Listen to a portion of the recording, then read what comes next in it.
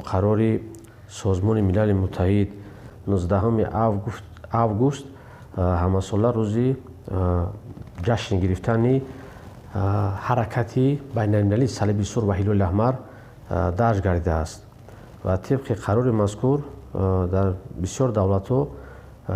рӯзи ин ҳаракати умумиҷаҳонӣ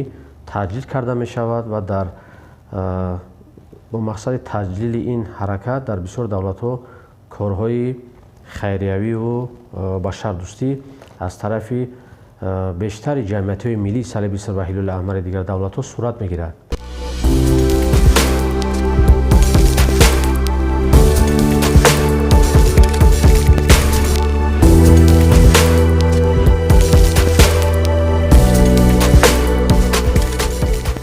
яке аз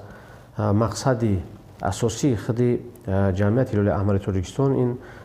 ёрӣ расондан дар фаъолияти башардӯстонаи мақомотҳои давлатӣ, инчунин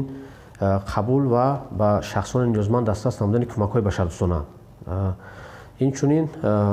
айни ҳол дар ҷамъият фаъолияти як қатор лоиҳаҳои гуногун ба роҳ монда шудааст, ки ин лоиҳаҳо ба мавзӯъҳои самтҳои алоҳида равона карда шудааст, аз ҷумла